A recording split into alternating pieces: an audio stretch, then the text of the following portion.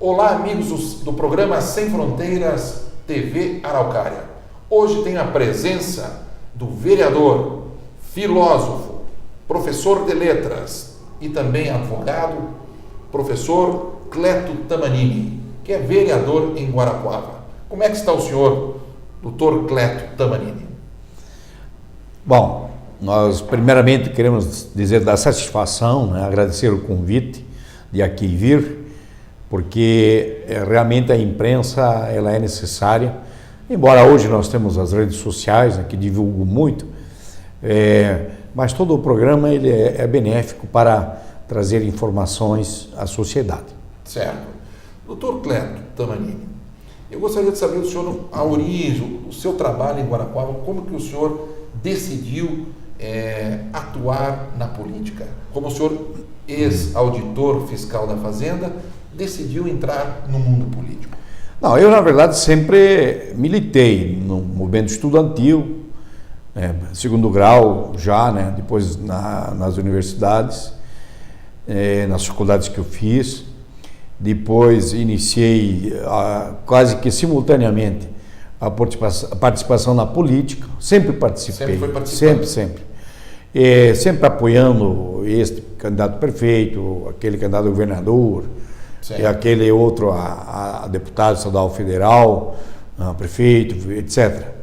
E deixei assim para quando a gente tivesse a vida estabilizada para esse processo direto, vamos dizer assim, pessoal, de candidatura.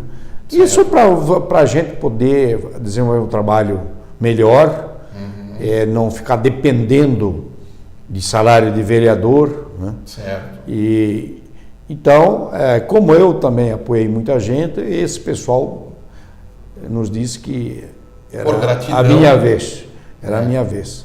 E mesmo porque eu trabalhei nessa linha, Nunca quis ser candidato em época que eu tinha que trabalhar, para me sustentar. Certo. E o senhor foi auditor fiscal da Fazenda. Como é que era a vida como auditor fiscal? Não, eu sou auditor fiscal de tributos estaduais. Sim, da Fazenda Pública. Do Estado do Paraná, Então, do Estado do Paraná. Eu exerci a função como simples auditor, depois fui delegado aqui na Regional de Guarapuava. Certo. Enfim, eu assumi todas as funções que existem numa regional, e no governo Pessutti eu ocupei o cargo de diretor estadual da Receita, certo. Que é o cargo maior dentro da Receita. Isso em 2010, que foi naquele período transitório curto do vice-governador Orlando Pessutti ter assumido o governo. Nós realizamos um bom trabalho naquele governo, certo. Em prol do Estado, porque a nossa missão é trazer recursos para o Estado. Recursos que sejam legais, dentro das normas, e sempre procurei pautar pela orientação, pela prevenção. Pela prevenção. Eu sou contra autuações, pura e simplesmente, porque o Estado não vive de multa. O Estado vive do tributo. Sim. Então você tem que ir em busca do tributo. Para você buscar o tributo, eu preguei muito isso na minha gestão de diretor, eu dizia que era preciso monitorar e fiscalizar em tempo real. Porque se você acompanha a empresa hoje, e você nota que neste mês ela recolheu um tanto a menor, você vai ver por quê. vai até questionar a própria empresa, a empresa vai se justificar, ou de repente houve um erro, e aí, então se encontra aquilo de imediato e orienta a empresa então a corrigir o erro. Se você não faz isso no tempo real, aquele erro permanece, ele pode se repetir mais vezes, e quando a empresa for fiscalizada, encontram-se esses erros, existe a obrigatoriedade do lançamento, né? A obrigatoriedade que eu questiono, entende? E aí vem autuações, às vezes, grandes, astronômicas, e a empresa não tem condições de recolher e começa a se defender na área administrativa, depois na área judiciária, e de repente, quando ele pode perceber que será condenado, ele foge, ele tira o patrimônio, entende? Coloca a empresa em nome de fantasmas, assim por diante. A prova disso é que hoje no Estado existe em torno de 20 bilhões de dívida ativa. Sim, e que não estão sendo... Não, você não cobra um bi. Você não cobra um bi, exatamente por essas situações que eu citei. Então não adianta você ficar aí dando altos e mais altos, né? E não cobrar. Tem que ser bom cobrador e não bom autuador. Uma coisa que eu vejo, doutor Tamanini, como advogado tributarista, e a gente sempre está às voltas com a Receita, defendendo as empresas, de que a fiscalização, quando ela se torna arbitrária, ela acaba se tornando para a empresa um impedimento no funcionamento dela. E aí, com isso, acarreta problemas econômicos e sociais lá na frente. Não, sem dúvida, né? Sem dúvida. Então, o que eu vejo que é preciso ter essa visão da prevenção, e inclusive na política atual do governo estadual eu tenho visto algumas atitudes importantes por parte da Receita no sentido de comunicar primeiramente o contribuinte da existência do problema, e aí depois, se o contribuinte tomar as medidas certas de correção, ótimo, não há autuação, não há a fiscalização autuante, né? Exato. É o que eu acabei de falar, né? Você deixar de não monitorar, de não fiscalizar no tempo presente, vai acontecer essas situações, né?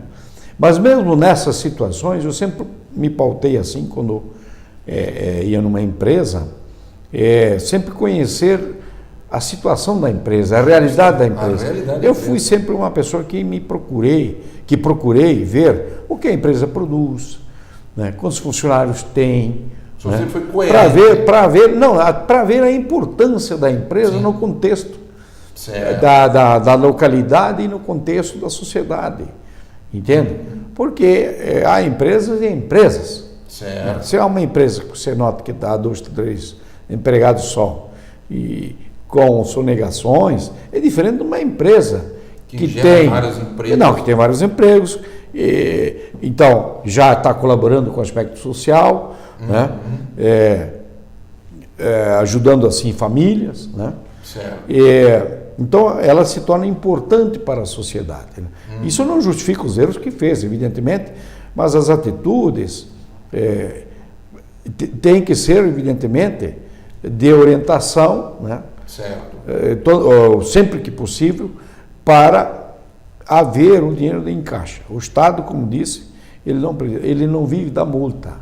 Não vive da multa. Ele vive do imposto. Certíssimo. Então, senhor Cléber, tirando esses ensinamentos de vida, essa sua experiência que vem de longa data e que levou agora à atividade política como vereador, como é que o senhor está vendo a Câmara Municipal em Guarapuava e as pessoas que compõem todo aquele universo?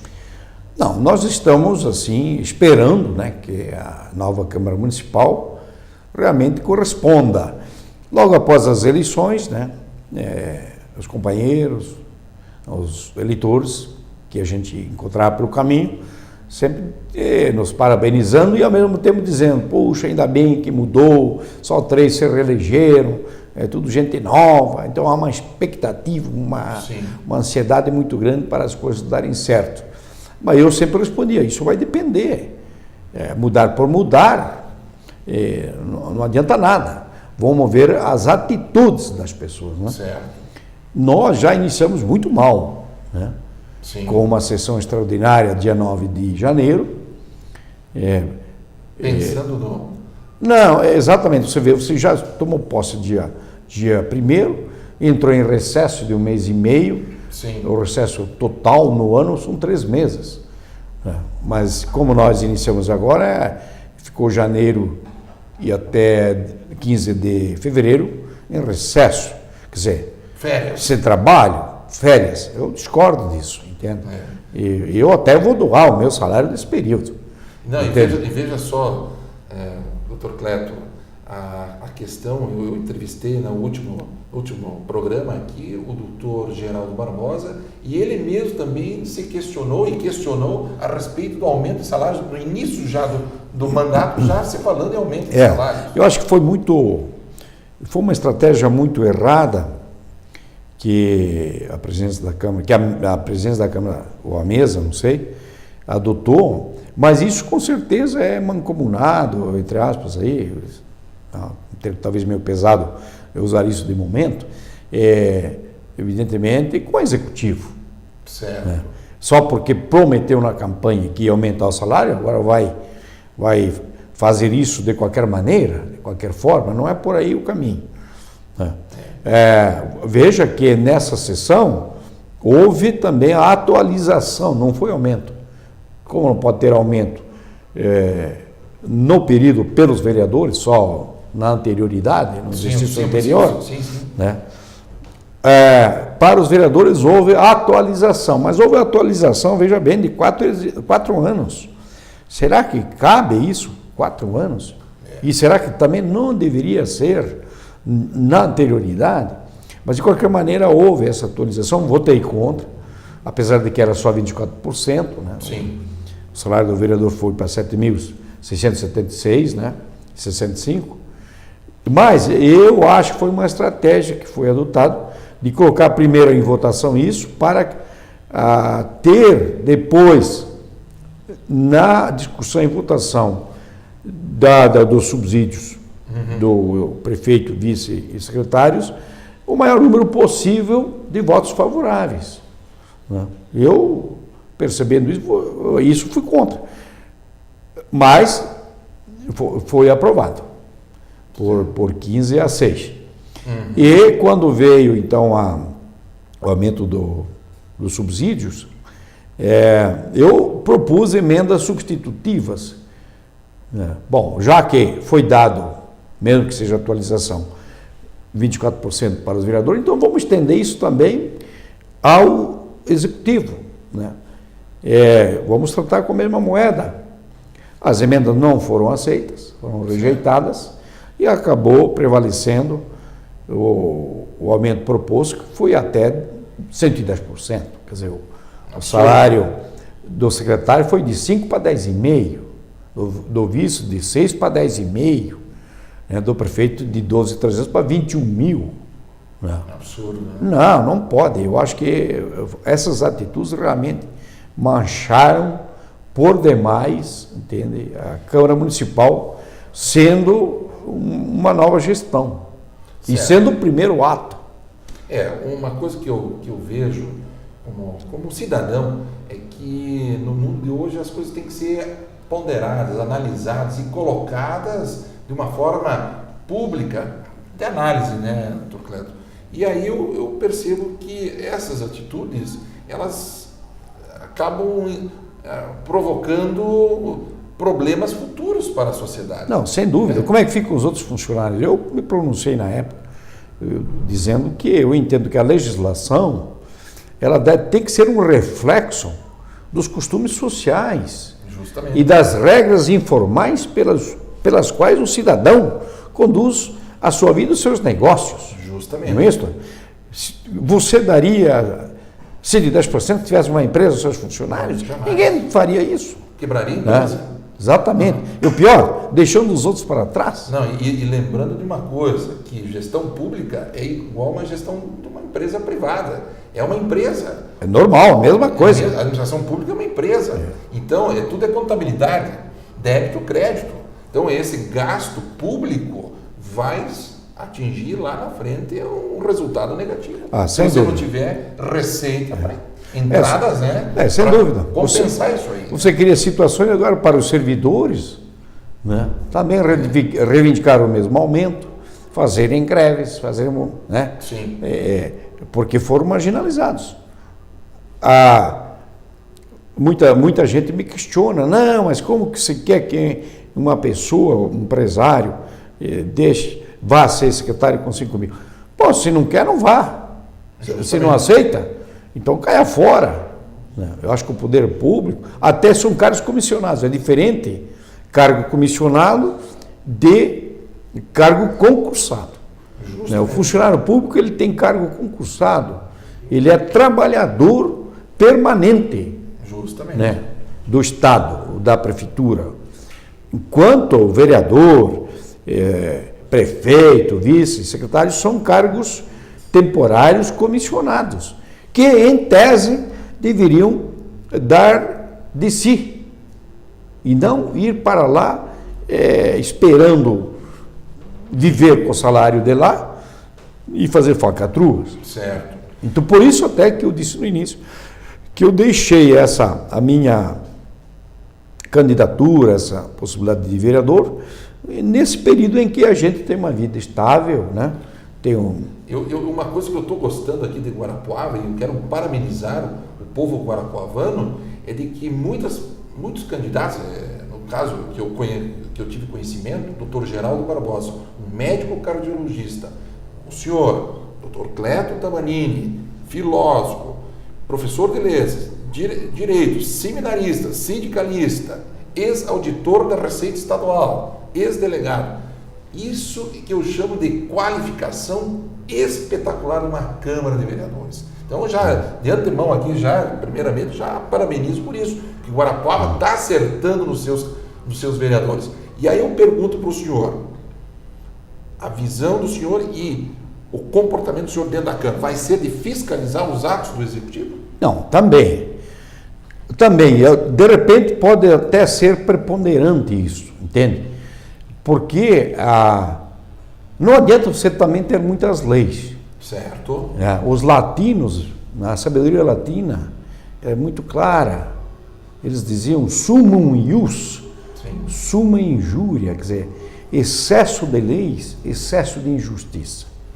Entende? Aí não se cumprem as leis, ou se cumprem por conveniência, aí você cria as necessidades, você cria problemas. Aí vem o que dizia Santo Agostinho, que quando você cria essas necessidades, elas são superiores à lei. Então, aí a gente começa a questionar, mas por que fulano agiu dessa maneira, por que agiu daquela outra maneira, condenando, quando ele agiu em função das necessidades que o obrigaram a ter. Sim. Então, eu já apresentei projetos, aliás, os únicos projetos, efetivamente, projetos de lei, que entraram na Câmara Municipal são os meus. Houve outros projetos de lei, mas são emendas de outras leis, acréscimo de parágrafos, etc. Eu fiz efetivamente já 2 projetos. Um que é sobre a substituição de sacos e sacolas plásticas por sacolas ecológicas, e o outro que é a criação de um espaço físico de memorização daqueles que receberam e vão receber títulos honoríficos. Certo. São os cidadãos beneméritos e honorários. São novos projetos, assim, extensos. Os demais projetos que já foram apresentados são alteração de um inciso, de um artigo, coisas simples assim. Entende? Mas então, doutor Cleto Tamanini, a questão aqui das sacolas plásticas. Em Pato Branco, a gente teve esse questionamento e foi um momento, 2 anos atrás, em que a própria Associação Comercial da nossa cidade, Pato Branco, postulou a aplicação e a criação, inclusive tivemos leis lá próprias do município, lá através do Legislativo, da importância da aplicação. No início houve gente contra e outros favoráveis. E agora caiu por terra. Será que em Guarapuava não vai acontecer a mesma situação? Bom, antes disso, quero complementar aquela colocação anterior. Apresentar projetos até é fácil, eu tinha dito isso na minha campanha, no plano de trabalho. De repente é de aprová-los, né? A questão está exatamente na execução.